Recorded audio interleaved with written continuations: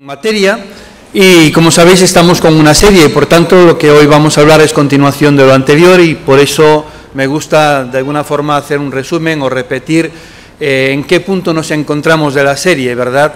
Hemos estado hablando precisamente, o el origen de la serie era pues algunos de los problemas que encontramos en nuestra propia vida, que tiene que ver con a veces complejos que arrastramos, a veces tiene que ver con problemas de culpa, tiene que ver también con problemas en las relaciones, problemas originados por mi mal carácter o por mi carácter, y cómo solucionar todo ese tipo de inconvenientes.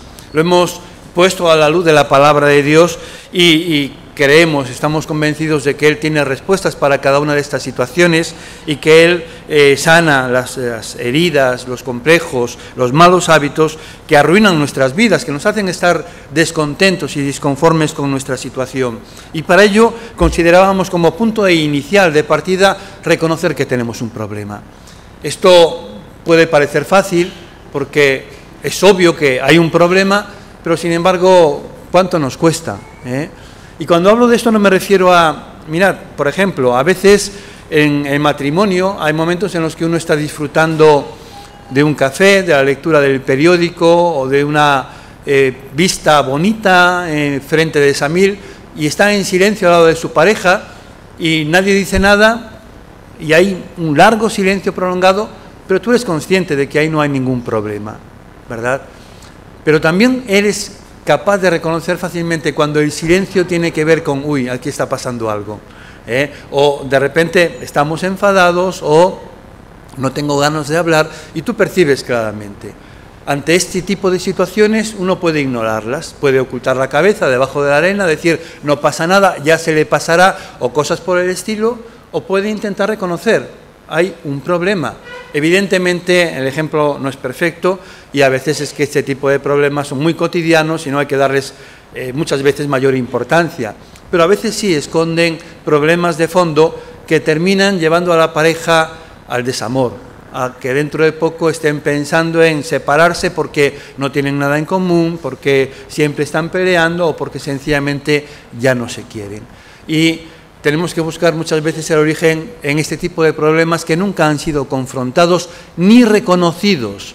No reconocemos que hay un problema hasta que ya es demasiado tarde. Por tanto, en lugar de esperar a que se pudra la situación, en cuanto veamos que hay algo que está mal en mis relaciones, en mi propia vida, en mi vida espiritual, es bueno detenernos y reconocer con humildad a veces, es cierto, esto es un problema. Esto no estoy siendo capaz de llevarlo adelante, he creído que sí, lo he intentado y sin embargo persiste a lo largo del tiempo, es hora ya de reconocer que yo no puedo solucionarlo, que necesito ayuda y Dios es quien puede ayudarnos. Pero no basta con reconocer que Dios está ahí, que Él puede ayudarnos, tenemos que dar el paso siguiente que era el de rendir nuestra vida a Dios, entregarle el control. Señor, ya estoy cansado de luchar en mis fuerzas, de seguir lo que a mí me parece correcto y que no da resultado. Y ahora me rindo y te dejo que tú dirijas mi vida. Dime qué es lo que quieres que haga, cómo tengo que hacerlo, cuándo debo de hacerlo. Y yo voy a hacer lo que tú me digas. En esto consiste la rendición. Y veíamos, continuábamos, ¿verdad?, viendo cómo Él nos limpiaba de la culpa, si hay un problema de culpa, cómo Él nos limpia de la culpa, cuando hay algún tipo de problema en nuestro carácter, cómo cambiar aquellas cosas que queremos cambiar.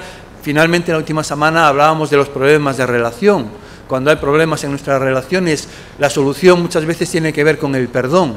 E incluso problemas espirituales, el origen está en la falta de perdón, ¿verdad? Así que consideramos cómo perdonar a los que nos ofenden y cómo perdonar o cómo pedir perdón a aquellos a los que nosotros ofendemos. Y hoy me gustaría dar un paso más y avanzar en la serie y considerar que lo que decía la semana pasada, que si algunos habéis dado algún paso en esta dirección en la que estamos hablando, estoy convencido de que las vidas ya han empezado a cambiar, que hay cambios sustanciales. Cualquiera de estos pasos, por sí mismo, aisladamente, yo creo que es una bendición. El hecho de reconocer cuando tú tienes un problema es algo que te va a dar un mayor control sobre ese problema que ignorarlo. Y eso te va a bendecir y te va a ayudar. Pero seguir todos los pasos Es decir, tener esto como una metodología en mi vida, que en cuanto vea un problema acudo al Señor y le rindo el problema, mi circunstancia y mi vida, y busco su dirección y su consejo, librarme de la culpa, arreglar las relaciones que pueda tener mal, cambiar aquello en mi vida que está mal y perdonar a aquellos que me ofendan, al mismo tiempo que estar dispuesto prontamente a pedir perdón. Si vivimos así, esto tiene un potencial de transformación de vidas increíble. Y yo sé que esto opera y genera, porque lo he visto en mi propia vida y lo he visto en la vida de creyentes multitud de veces. Ahora, la cuestión es, cuando hemos empezado a caminar en este cambio, ¿cómo mantenernos en él? ¿Cómo evitar las recaídas? Porque el crecimiento no es algo sencillo, no es algo, claro, decirlo es fácil, y saberlo también, podemos aprenderlo de memoria y saberlo y recitarlo, repetirlo, pero luego en la práctica chocamos con el orgullo, chocamos con nuestras apetencias carnales, chocamos con nuestra propia debilidad, que tenemos buenas intenciones, pero la carne es débil, y entonces al final nos falta consistencia, nos falta determinación, nos falta voluntad incluso. ¿Y cómo podemos mantener los cambios que ya hemos logrado, las conquistas que hemos alcanzado, las victorias que hemos conseguido? ¿Cómo podernos mantener? A veces, sencillamente, el progreso tiene que ver con dar 2 pasos hacia adelante y 1 hacia atrás. A veces estás caminando, resbalas y vuelves a la casilla de salida. Y tienes que perseverar en el cambio para poder alcanzar la victoria, ¿verdad?, al final. Y lo que ocurre es que cuando vuelven a repetirse los mismos problemas que a lo mejor ya hemos solucionado, que creíamos superado, y de repente vuelven a aparecer en las relaciones de pareja o en cualquier otra esfera. Yo recuerdo experiencias en mi vida donde tuve victorias. Una de ellas, por ejemplo, cuando yo era jovencito, para mí muy importante, para la que necesité sin duda a Dios, y que fue un milagro, para mí fue dejar de fumar. Cuando era muy jovencito, yo empecé en la adicción, yo creo que con 14 años, y era algo que me molestaba, que me dañaba, que me enfermaba, y no era capaz, lo he contado a algunas personas, yo muchas noches terminaba tirando el resto de tabaco que me quedaba, y con la voluntad de no volver a fumar, y por la mañana me levantaba temprano, antes de que abrieran las tiendas, las cafeterías, y yo con el síndrome de abstinencia, con el deseo, andaba pidiendo, mendigando a la gente, y esto me hacía sentir horriblemente mal conmigo mismo, mendigando a la gente y viendo a la gente cómo le molestaba que les gorroneara el tabaco, ¿verdad?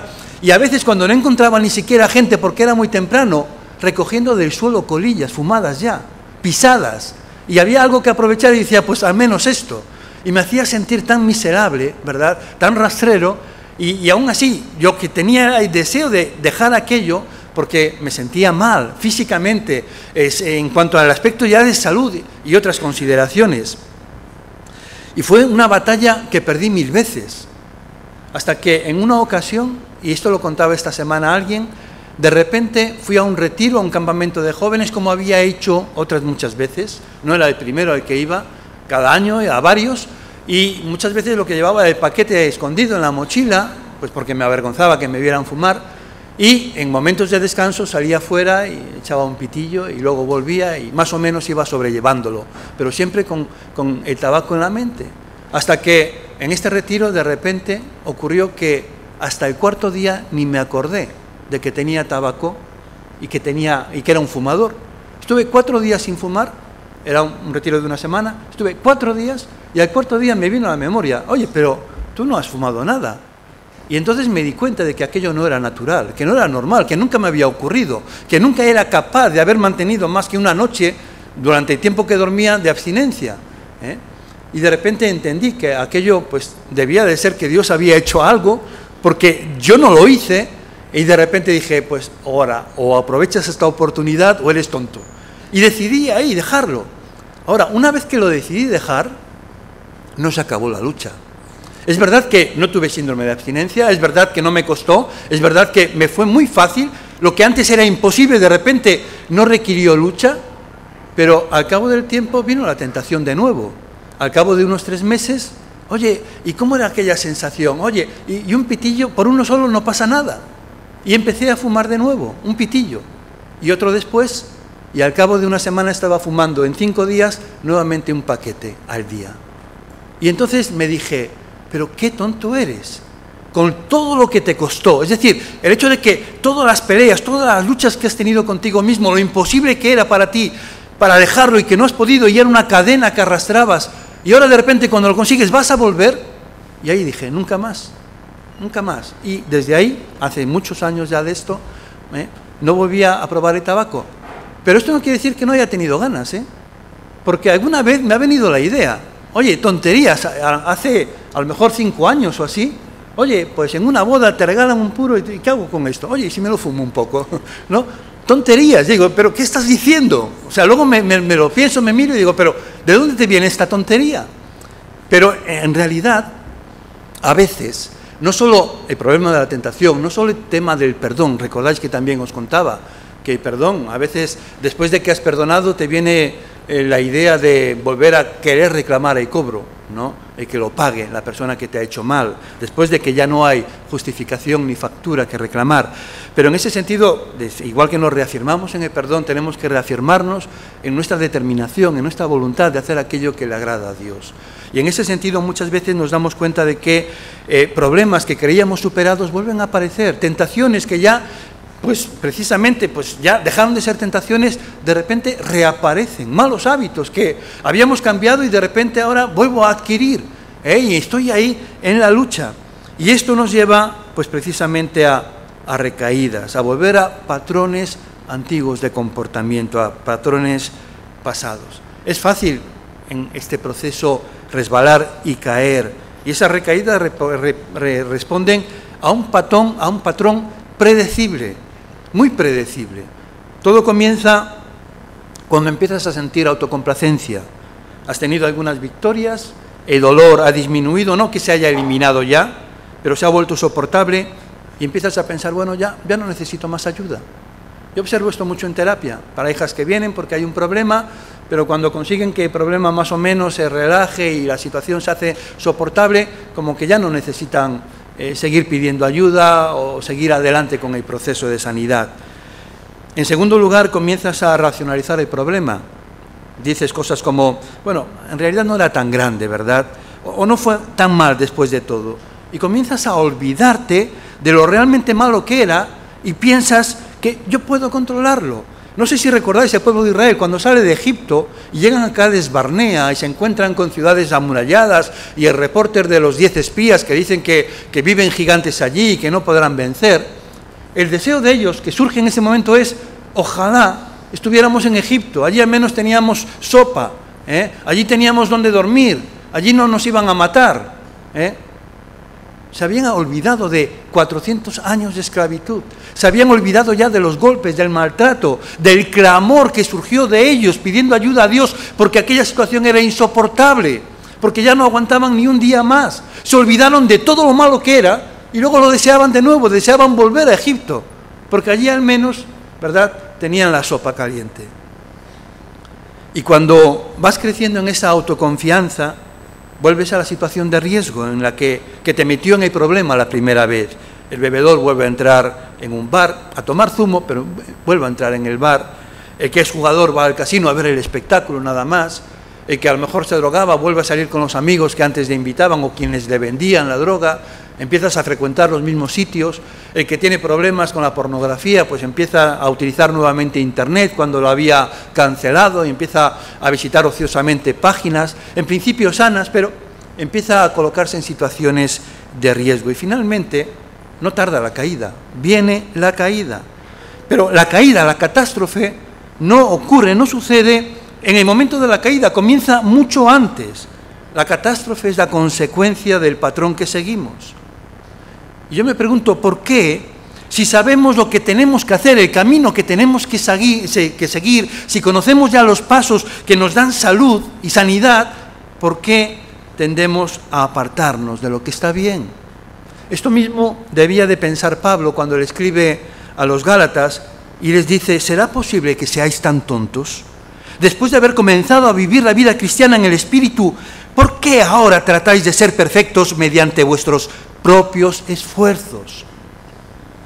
Comenzamos reconociendo que somos incapaces de cambiar nuestras vidas, reconocimos que Dios tiene el poder, confiamos en Él entregándole mi problema, permitiéndole que Él haga los cambios en mi vida, pero cuando las cosas empiezan a cambiar y a ir bien, empiezo a pensar, bueno, en realidad soy yo quien está haciéndolo. Y volvemos a confiar en nuestros propios esfuerzos, en nuestra vieja fuerza de voluntad, que era tan incapaz entonces como ahora. Y entonces, ¿sabéis lo que ocurre? Dios dice, ¿quieres hacerlo de nuevo tú? Pues yo te dejo. Y nos deja caer 1 y 100 y 1000 veces si es necesario, hasta que nos enteremos de que solos no podemos. Y eso es lo que le decía el profeta Zacarías, no depende del ejército ni de la fuerza, sino de mi espíritu, dice el Señor Todopoderoso. No depende de tus recursos, de tus apoyos, ni de tu fortaleza de voluntad, ni de nada de esto. Si no hay una dependencia del Espíritu de Dios, si no es de Él la fuerza, no vas a tener la capacidad. Solo Dios tiene el poder para transformar nuestras vidas. Por eso, ¿cómo evitar estas recaídas?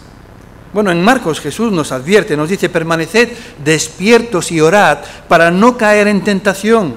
Vosotros tenéis buena voluntad, pero vuestro cuerpo es débil. Jesús ya señala el problema. No basta con la buena voluntad, tenemos buena voluntad, pero sin embargo el cuerpo es débil. Y por eso caemos y recaemos y volvemos a los problemas del pasado.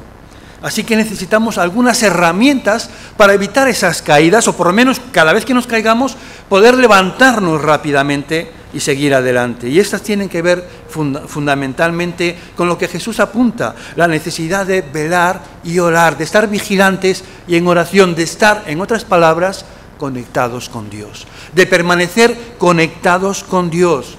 Y esto es algo que ya debéis de saber porque lo hemos reiterado, repetido hasta la saciedad. Necesitamos tener un tiempo espiritual, un tiempo a solas con Dios cada día. No os voy a preguntar cuántos de vosotros mantenéis regularmente un tiempo a solas con Dios, diario. No quiero saber la respuesta, no quiero desanimarme, ¿de acuerdo? Pero tenemos que creérnoslo. Es tan necesario como comer, al menos 3 veces al día. Dicen que 5 es lo más sano, pero al menos las 3 comidas, ¿verdad? Y en ese sentido, igual que nos cuesta tanto privarnos de cosas que sabemos que son necesarias para tener cierta salud, de igual manera tendríamos que ser celosos de cuidarnos de aquello que va a ser bueno espiritualmente, emocionalmente, para nuestra salud, en todos los sentidos. Y no hablo solo de una salud espiritual, también en lo físico, porque ya hemos considerado cómo la culpa, cómo el resentimiento, cómo la falta de perdón nos enferman físicamente. A veces muchos de los problemas que tenemos tienen un origen emocional o espiritual. Y en ese sentido necesitamos incidir una vez más, necesitamos pasar un tiempo a solas con Dios. Pero para que este tiempo sea fructífero, necesitamos considerar los siguientes elementos esenciales que quiero compartir con vosotros. Y lo voy a hacer de forma muy sintética, ¿verdad? Pero espero que luego lo personalicéis, lo interioricéis, lo apliquéis y añadáis lo que para vosotros sea de interés. Pero en primer lugar necesitamos comenzar con las actitudes apropiadas. Ante los ojos de Dios, el por qué haces una cosa es mucho más importante que la cosa en sí misma que haces.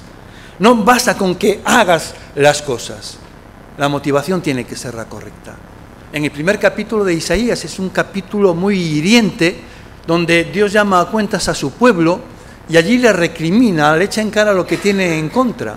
Y me llama la atención porque después de decirle que está hastiado de sus ceremonias, de sus cultos, de sus lunas nuevas, de sus fiestas solemnes, de sus oraciones, que cuando ellos elevan las manos para orar, Dios tiene que apartar de ellos su rostro, que es tanto el asco que le da ese tipo de oraciones, que tiene que apartar la mirada porque no lo soporta. Y entonces les dice, ¿quién pide esto de vosotros? Y habla de que está cansado de los ríos, de la multitud de sacrificios, de los ríos de aceite. ¿Quién pide esto de vosotros? Y uno podría decir, ¿cómo que quién lo pide? Moisés nos dijo que eras tú, que tú nos dijiste que cada vez que viniéramos a ti teníamos que traer un sacrificio, que cuando era por el pecado era un holocausto, que tenía que ofrecerse todo a ti y ser quemado, y cosas por el estilo, y la ofrenda de paz también, tú la has regulado. ¿Nos engañó Moisés acaso? ¿No eras tú el que querías que hiciéramos esto? Y entonces Dios tiene que aclarar, no, dame, hijo mío, Tu corazón. Todo esto va dirigido a enseñarte que lo que yo quiero es tener una relación contigo, que yo te creé para que tuvieras una relación conmigo, pero una relación fundamentada no en la rutina, no en la religión, no en los ritos, sino en el amor. Que me tuvieras como lo más importante en tu vida, que me amaras con todo tu corazón, que me dieras el primer lugar. Para ello te he pedido que apartaras tus ofrendas, tus primicias, tu tiempo para mí, pero de nada me sirve la multitud de tus sacrificios si no hay corazón en ellos, si no me expresas amor con ello. Porque Dios no está buscando que nosotros hagamos cosas correctas, que están bien, que Él nos ha pedido, pero lo que pide es una motivación correcta, que pongamos el corazón en lo que estamos haciendo, que agrademos a Dios, y no por lo que hacemos, sino porque lo hacemos para agradarlo, porque lo hacemos para expresarle el amor que Él nos pide. Dice en una ocasión Dios a Samuel que el Señor no ve las cosas de la manera en que tú las ves. La gente juzga por las apariencias, pero el Señor mira el corazón. Es posible que hagamos cosas correctas, que entendamos que están bien y que son buenas en principio, pero no con la actitud correcta, con una actitud equivocada. Y esto no trae bendición. Esto fue el problema de Amasías. Leemos en el segundo libro de las Crónicas que Amasías hizo lo que agrada al Señor, aunque no de todo corazón. Y por ello su vida no fue bendecida. No basta con hacer lo que Dios pide o lo que es recto o lo que es bueno. La actitud tiene que acompañar. Por eso cuando vienes a encontrarte con Dios, a tener un momento a solas con Él, un momento de quietud, debes de tener al menos estas actitudes apropiadas. En primer lugar, una actitud de expectativa. Debes de venir con anticipación y deseo, esperando disfrutar de un buen rato en su compañía y recibir la bendición de ese tiempo que vais a pasar juntos. Esto era lo que David esperaba. Escribe en el Salmo 63, Dios mío, tú eres mi Dios. Con ansias te busco, pues tengo sed de ti. Mi ser entero te desea cual tierra árida, sin agua, sin vida. Imaginaos a vuestro esposo, a vuestra esposa, a vuestro novio, a vuestro hijo, a vuestra hija, a quien sea, que dice, hola, vengo a estar un rato contigo porque me mandó mamá o porque entiendo que es mi obligación. A ver, voy a estar 5 minutos. Se queda mirando el reloj. ¿Esto es algo placentero? ¿Es algo que os bendice? ¿Verdad que no? Qué diferente cuando la misma persona se acerca y dice, ¿cuánto he deseado este momento? ¿Cuánto me complace estar contigo? Es que no quiero nada más. Solo estar contigo, pasear contigo, pasar un tiempo a solas contigo. Que te lo diga un hijo, que te lo diga tu esposa, ¿verdad? Bueno, es algo que llena tu corazón, que te alimenta, que te da fortaleza, que te dice, bueno, me como el mundo, ¿verdad? Ahora que me echen un león. Y con Dios tampoco podemos jugar, ni Él va a aceptar menos. Él no le podemos burlar, no nos podemos burlar de Él, ni le podemos engañar. Y venir por la mañana o a la hora que hayamos estipulado y decir, oh, qué fastidio, hoy no he hecho mi devocional. Bueno, va, rápido. A ver, ahora que echan un anuncio en la tele, en la película, en este tiempo, dan 7 minutos, me da tiempo, ¿no? No, la actitud tiene que ser también la correcta. Y tenemos que acercarnos con expectativa, porque Él ha prometido bendecirnos. Él dice en su palabra que es galardonador de aquellos que le buscan. ¿Y sabéis lo que significa esto? Que tú nunca volverás con las manos vacías después de haber buscado a Dios. Que Él tiene regalos incontables que darte, que quiere bendecir tu vida, que tiene tantas ideas de cómo bendecirte, de cómo hacerte bien, que está deseando compartirlas contigo y hacerlas efectivas, porque Él se alegra de hacernos a nosotros felices. Constantemente habla acerca de cómo ser bienaventurados. Y es una expresión que habla de una triple alegría, de 3 veces feliz, que qué afortunada es esta persona. Y eso es lo que Dios desea para cada uno de nosotros, que seamos alguien tan afortunado que la gente nos envidie, que la gente al vernos diga, yo quiero ser como Él, yo quiero tener lo que Él tiene. Y de esa forma que le conozcamos a Dios, porque Él es todo lo que tenemos, ¿verdad? En segundo lugar, tenemos que venir con reverencia, no precipitarnos, no con prisas, más bien preparando nuestro corazón, estando quietos ante Él, dejando que la quietud esclarezca muchas veces la confusión de nuestros pensamientos, la ansiedad, toda aquella agitación interna que tenemos, y en ese sentido a veces es conveniente sencillamente empezar este tiempo en silencio, aguardando un minuto, sin decir nada, sin hacer nada, solo un minuto buscando relajarnos, estar tranquilos. Escuchad lo que decía el profeta: pero el Señor está en su santo templo, guarde silencio delante de Él toda la tierra. Ahí está Dios. A veces me ha pasado, ¿no?, de estar en un culto y en medio de la alabanza o en medio del mensaje, la persona que está al lado se me pone a hablar. Y a mí esto me molesta muchísimo. Tengo ganas de decir: oye, ahora no es el momento, estoy interesado, espera, no. ¿Qué me dices? No te escucho. Yo quiero escuchar lo que está diciendo el predicador o la alabanza, o ahora no me saques del lugar donde yo estoy, ¿verdad? Y en ese sentido tendríamos que tener un sentido de reverencia. Dios está aquí, Él lo ha prometido. No sé si somos conscientes, pero cuando hemos entrado aquí, Dios estaba ya esperándonos. Jesús dijo estar donde 2 o 3 nos reunamos en su nombre. Estamos en su nombre, sin duda alguna. Él no ha mentido, Él está aquí. Y esto tendría que sobrecogernos. Esto tendría que hacernos quedar con los ojos ojiplatos, ¿verdad? Ahí, que estamos en la presencia de Dios. Él está acompañándonos. Por favor, guardar silencio un momento. Yo quiero percibirlo todo. Yo quiero darme cuenta de esto que está ocurriendo. Y una tercera actitud tiene que ver la disposición a obedecer. Es una actitud crucial, porque no vienes a esa hora, a ese encuentro, a escoger lo que vas a hacer o no hacer, sino con el propósito de que cualquier cosa que Dios quiera que hagas, esa es la que yo quiero hacer. Jesús dijo que el que esté dispuesto a hacer la voluntad de Dios reconocerá si mi enseñanza proviene de Dios o si yo hablo por mi propia cuenta. Dios se revela a aquellos que le buscan y que tiemblan a su palabra, aquellos que están en sintonía con Él, aquellos que quieren hacer su voluntad. Si no quieres hacer su voluntad, ¿por qué Dios tendría que decirte su voluntad? ¿Para qué? ¿Para que puedas rechazarla? ¿Para que estés muy informado? No, esto no es lo que busca Dios. Él lo que busca es que le sirvamos. Él lo que busca es que su voluntad se cumpla. Y cuando te dice algo, incluso cuando te informa de una carencia, de una necesidad, entiende que es una invitación. Así lo entendió Isaías, cuando el Señor le dice: hay un mundo que se está perdiendo, mi pueblo se aparta de mis caminos, y le dice: ¿quién irá? ¿A quién enviaré? ¿Quién irá por nosotros? Y Isaías lo entendió claramente: no busques más, yo estoy aquí, Señor, úsame a mí, yo soy tu siervo, envíame a mí, ¿verdad? Y esta es la actitud.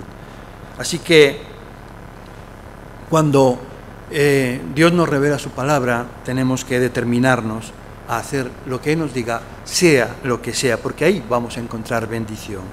Así que tenemos una actitud apropiada para acercarnos a Dios, y seguidamente es conveniente o previamente seleccionar un momento específico. ¿Cuándo tener esta cita? ¿Por la mañana, por la noche, a media mañana? ¿En qué momento es el mejor? Bueno, la regla general sería esta: el mejor momento es cuando tú estás mejor, cuando tú te sientes mejor, Y debemos de darle al Señor lo mejor de nosotros, la mejor parte de nuestro día, cuando estemos más frescos, más alertas. Y aquí, pues también tenemos que escuchar a nuestros propios biorritmos. Hay gente que es más, está más despierta por la mañana, y otros, en cambio, les cuesta levantarse un montón y se van arrastrando por la mañana hasta tomar el primer café, y es por la noche cuando de repente están muy ágiles y despiertos y activos, y otros sencillamente a mitad del día o en algún momento determinado. Lo que sí que yo diría: no tratéis de agradar a Dios ni de servir a Dios con las obras, ni con las obras de vuestro tiempo tampoco.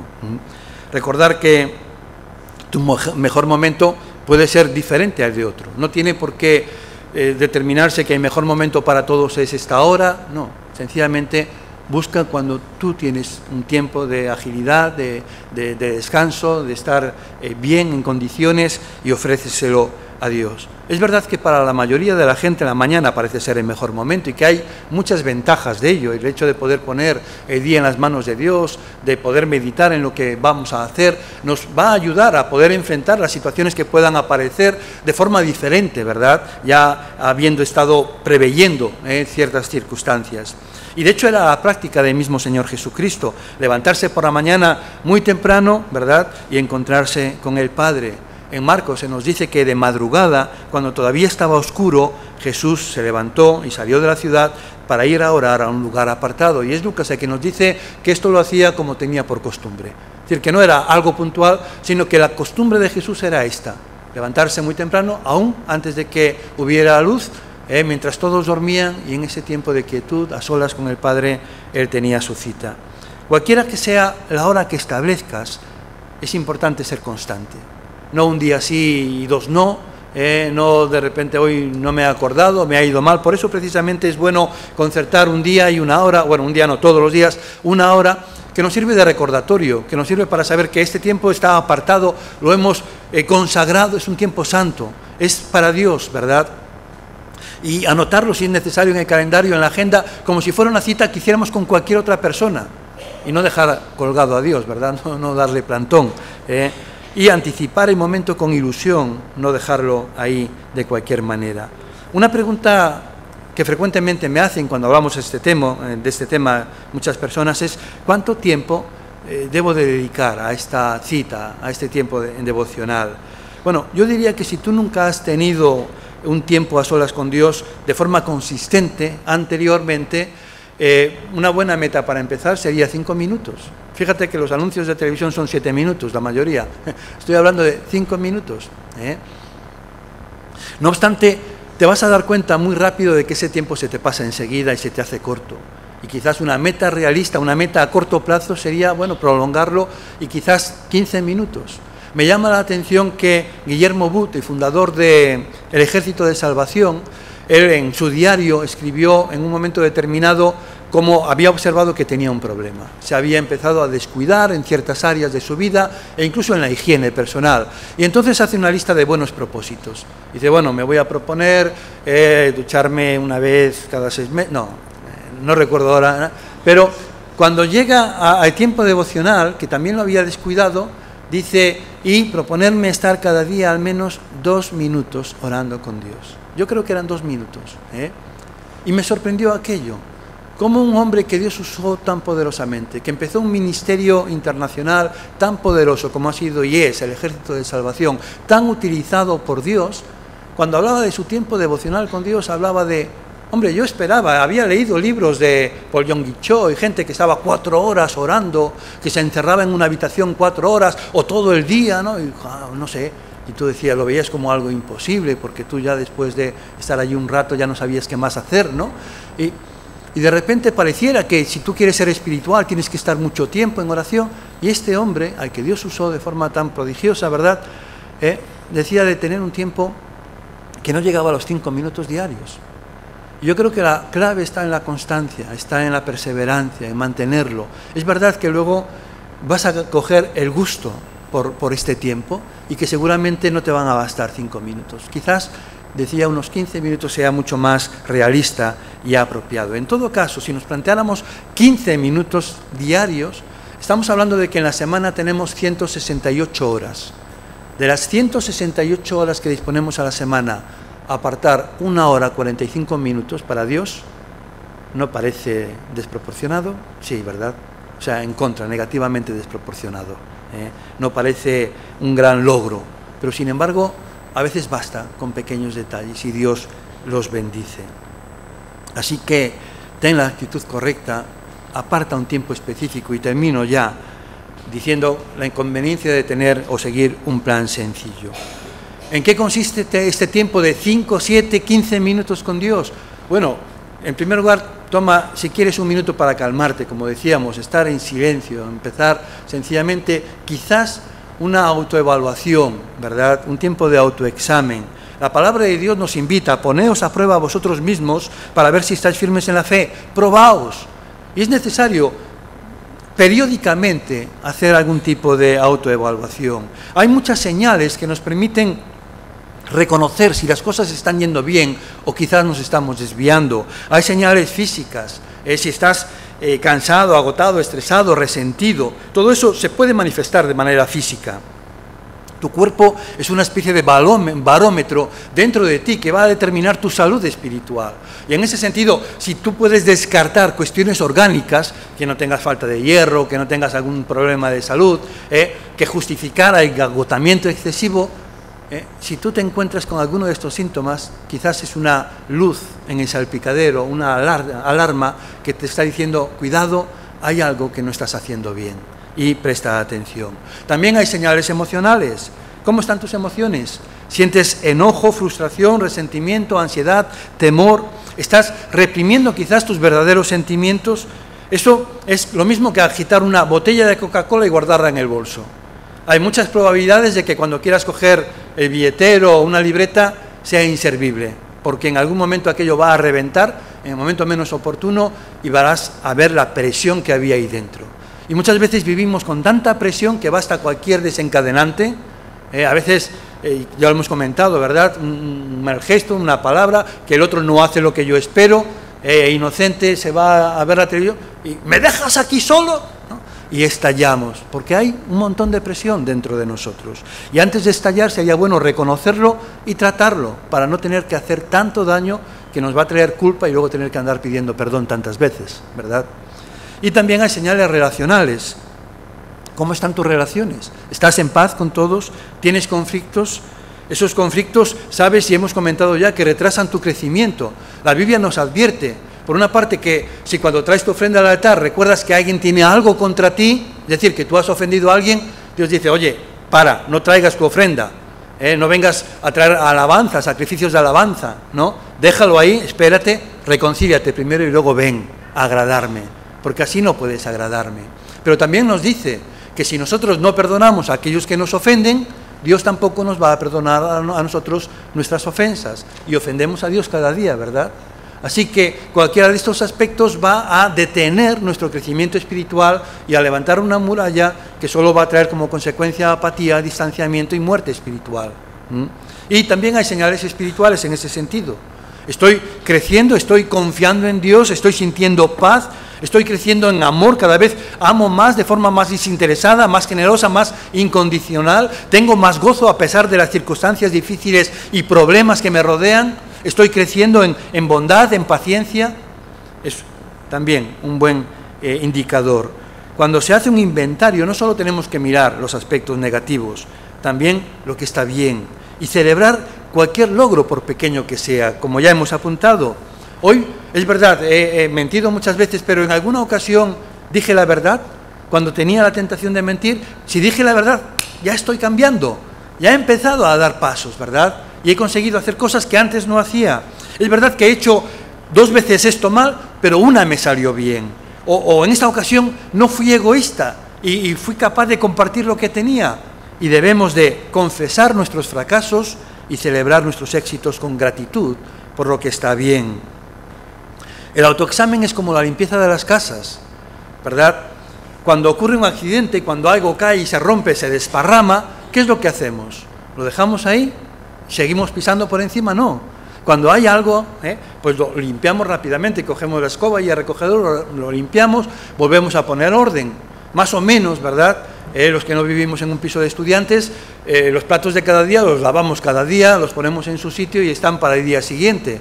Y más o menos vamos manteniendo cierta limpieza, cierto grado de limpieza y cierto grado de orden. Pero una vez no sé, aquí hay para todos los gustos, una vez al año, 2 veces al año, una vez al mes, queremos hacer una limpieza general. O hace falta hacer una limpieza general y movemos la nevera y descubrimos allí todo un mundo de microbios, ¿verdad? Otro planeta, otro ecosistema, y hace falta de cuando en cuando vaciar los cajones y pasar el paño, y hacer una limpieza más a fondo. Bueno, espiritualmente también tenemos que a veces limpiarnos de forma profunda, a veces solo limpiarnos los pies del camino cotidiano, pero a veces tenemos que pararnos y hacer algo con más tiempo, con mayor reflexión. Y una buena recomendación sería poder plantearnos hacer un retiro espiritual una vez al año individualmente, o incluso aprovechar un retiro de iglesia para ahí dedicar un tiempo individualmente a tener un tiempo de retiro espiritual interior, de buscar a Dios de forma personalizada, aparte del grupo, y tener pues ese tiempo de autoexamen, de autoevaluación, para ver si estoy cumpliendo mis metas, si me he desviado de mi propósito, de los sueños que Dios ha sembrado en mi corazón, cuáles son los problemas por que no estoy avanzando, etcétera, etcétera. En segundo lugar, y voy a ir un poco más rápido, tener un rato de meditación. Hoy hablábamos de ello. Esto es una palabra muy bíblica. Significa detenerse lo suficiente para escuchar a Dios. Dice la Biblia, bienaventurado en el Salmo 1, bienaventurado el varón, feliz el varón, que en la ley de Jehová está su delicia y en su ley medita de día y de noche. Y continúa diciendo que será como árbol plantado junto a corrientes de aguas, y finaliza diciendo que todo lo que hace prosperará. Es lo mismo que Dios le dice a Josué cuando va a suceder a Moisés, y le recomienda que no se aparte de su boca este libro de la ley, sino que de día y de noche medite en él, para que haga y guarde conforme a todo lo que en él está escrito, porque entonces, no antes, no después, entonces hará prosperar su camino y todo le saldrá bien. Y esta es la clave para el crecimiento, el tener raíces profundas en la palabra de Dios. Y la forma en la que podemos tener raíces profundas es leyendo, conociendo, pero también especialmente meditando en la palabra de Dios. Meditando en cuanto a qué dice, haciéndole preguntas. ¿Hay alguna promesa que puedo apropiarme, reclamar? Algo que Dios promete que yo puedo aplicar a mi vida. ¿Hay algún mandamiento que debo de seguir? ¿Algún pecado que debo de evitar? ¿Alguna exhortación? Y tomar las lecciones que vivió el pueblo de Israel, porque con este propósito se escribió la palabra de Dios, nos dice Pablo, que lo que les aconteció a ellos y fue escrito, les aconteció y se escribió para amonestarnos a nosotros, para enseñarnos a imitar sus aciertos y a evitar sus errores. Aprendamos, meditemos de qué manera esto se aplica a mi vida, cómo yo puedo hacerlo. Alguien dirá, bueno, pero ¿y cómo se medita? Mira, tú sabes preocuparte, ¿te has preocupado en alguna ocasión? ¿Has tenido algún problema y has estado dándole vueltas? Pues eso es meditar, es tener una idea y darle vueltas, pensarlo una y otra vez, mirarlo desde otro punto de vista, considerar cosas que no habías considerado. Si te sabes preocupar, te sabes meditar. Meditar no es tener la mente en blanco, no es hacer yoga o cosas por el estilo. Meditar es pensar y repensar en un pensamiento. Y cuando haces esto, Dios dice que serás como un árbol plantado junto al río, que cuando haga calor, tus hojas no se van a secar, no se van a marchitar, y en la sequía no te secarás. Y añade que tendrás éxito, prosperarás en todo lo que emprendas. Este hábito te va a ayudar a conocer qué es lo correcto, qué debes de hacer, y te ayudará a acertar en tus decisiones. Y entonces, por lógica, todo te saldrá bien. Y finalmente, ten un momento de oración. En ese tiempo donde has tenido un minuto de autoexamen, donde has leído un capítulo de la palabra de Dios y luego has pensado en lo que allí se dice y buscarle una aplicación a tu vida, termina orando, termina hablando con Dios. La oración puede hacer lo que Dios puede hacer. De hecho, es la forma en la que nos conectamos con el poder de Dios. Dios es un Padre de amor y quizás para muchos sea el Padre que nunca tuvieron, ¿verdad? Y podemos venir ante Él en cualquier momento y por cualquier causa. No hay nada pequeño, no hay nada que Dios menosprecie de lo que nos pasa a nosotros. Podemos orar por una necesidad espiritual o emocional o relacional o física o material. Y Él ha prometido tomar cuidado de nosotros. Un texto que a mí me encanta, me bendice y que repito constantemente porque no quiero olvidarme y porque es la forma también de recordarle a Dios por qué yo le oro, es de Primera de Pedro, echando vuestra ansiedad, toda vuestra ansiedad sobre Él, porque Él tiene cuidado de vosotros. Todo lo que te genera preocupación, ansiedad, estrés, todo aquello que te aflige, todo aquello que te carga, échalo sobre Él. Señor, tómalo en tus manos. Yo no lo quiero, no sé cómo tratarlo, no sé cuál es la solución. Échalo sobre Él. Y lo puedes hacer con la confianza de que Él te ha prometido: yo voy a cuidar de ti. Dame tus problemas, yo me hago cargo, porque yo dije que tú eres mi hijo y yo voy a cuidar de ti. La Biblia nos enseña en ese sentido a acercarnos confiadamente al trono de la gracia para alcanzar misericordia y hallar gracia, el favor de Dios para el oportuno socorro. Podemos llegar hasta el mismo trono donde está sentado Dios y saltar en su regazo y decirle: papá, aquí estoy, quiero hablar contigo, hablemos, ¿verdad? Mis hijos no piden permiso para entrar en casa, no llaman al timbre, ya tienen llave, ¿verdad? Pero ellos entran en casa y antes de que te des cuenta, oyes el portazo y ya están en la nevera comiendo todo lo que hay. Bueno, en la nevera o en el armario donde están los chuches, ¿verdad? Las cosas de chocolate y cosas por el estilo. Y tienen todo el derecho, no tienen que pedir permiso, tienen la confianza y todo el derecho porque son de la familia, ¿verdad? Y en ese sentido nosotros podemos llegar hasta el mismo trono de Dios, donde está sentado Dios, y sentados en su regazo decirle: quiero que me dediques este tiempo, quiero hablar contigo, yo quiero crecer y madurar, ser un ejemplo de lo que significa amarte con toda mi alma, con toda mi mente, con todo mi corazón y con todas mis fuerzas. Yo quiero evangelizar el mundo, yo quiero cumplir tu propósito para mi vida, yo quiero cumplir los sueños que sembraste en mi corazón. Comienza, como decíamos, con las actitudes apropiadas. Ven ante Él con expectativa, con reverencia, con la disposición a obedecer. Selecciona un momento específico y comprométete a apartar ese tiempo y sigue este plan sencillo. Un tiempo de autoexamen, medita en lo que lees en la palabra de Dios y luego habla con Dios de ello. Oramos. Padre, y te bendecimos. Queremos darte muchas gracias, Señor, porque es cierto que muchas veces nos hemos apartado de ti, nos apartamos porque vamos sobrados, creemos que controlamos, creemos que podemos, que somos sabios, que sabemos cómo hacer las cosas y luego la experiencia nos demuestra que no, que herimos, que arrastramos complejos, que vamos arrastrándonos por la vida en lugar de vivir de victoria en victoria, Padre.